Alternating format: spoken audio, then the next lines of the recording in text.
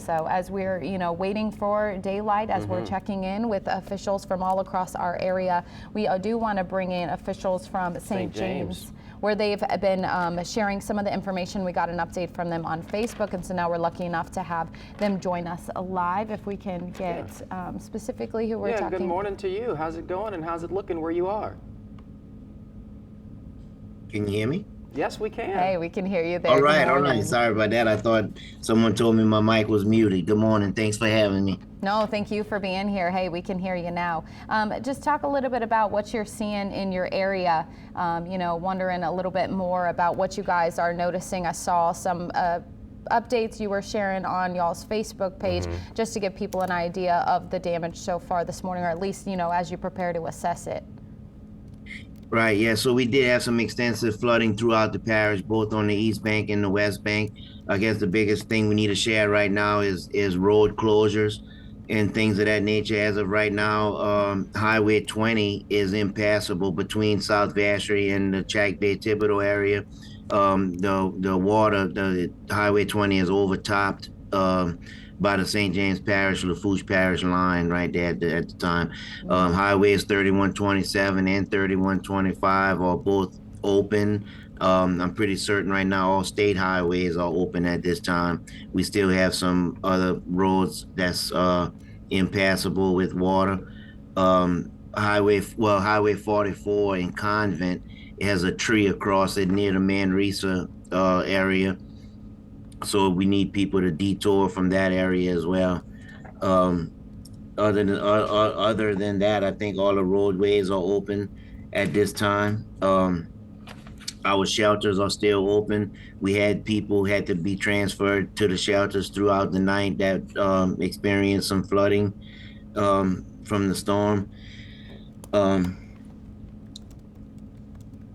We also have the water levels from reports I'm getting with the forecast, with the west winds that's being forecasted. We're expecting the waters to be decreasing slightly throughout the morning and the rest of the day.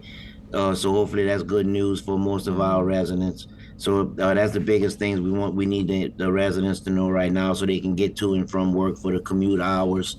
And our government offices will remain closed throughout the day, to the public, but we do have all of our work employees and our work crews out assessing damage. We're having a shift change here shortly to relieve the men and women we had out throughout the night. So if anyone has any damages that they know of that hasn't been reported, or anyone not been contacted, we asking residents to call our Citizen Service Center at 225-562-2500.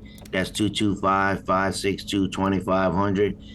Call us and report any damages that you may have that we're not aware of. For anyone who's joining us now, St. James Parish Parish President Pete Dufresne joining us this morning, giving us an update of what things look like there where you're at in St. James. I know that you had been working with the sheriff as well, trying to get an idea of just exactly what this damage is this morning. I saw in a post that you all shared that you were having a lot of reports of people driving on those roadways and pushing water into people's homes. Have you seen that still being an issue there?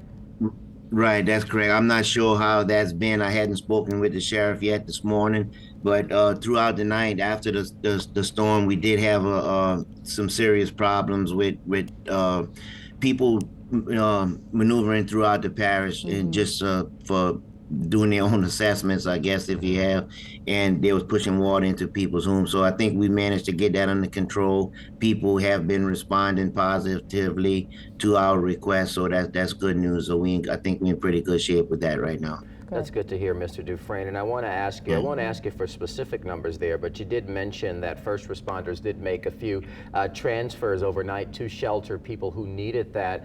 Just to give an idea of context as to how big of a concern that was, how busy were they doing that specifically? It's just a ballpark number as to how many people needed. Right, it was only a few residents. I think right now we have 7 residents at one shelter and 3 or 4 residents at the other. But I think maybe three residents we had to transport in the nighttime to the shelter, so it wasn't an excessive amount of residents.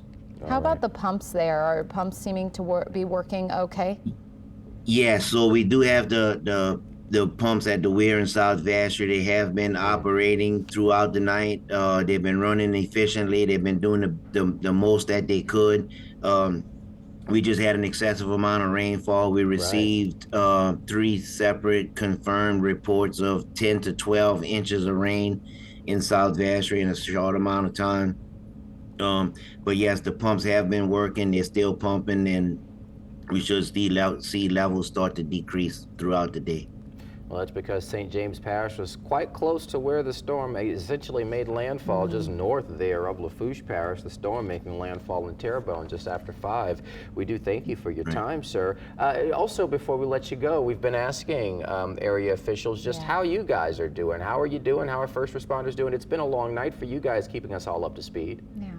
Right, it has been a long night, but that's part of it. That's what we signed up for. So we're going to be here. We're going to be available for our residents, and we're going to do the best we can. And hopefully, we're going to have time to rest after everything's recovered. Most certainly, quite the task ahead as we're looking at pictures right now of the damage that we are seeing in St. James Parish this morning. Right, yeah. So, I'm thinking right now it's pretty safe to say about 90% of St. James Parish is without power.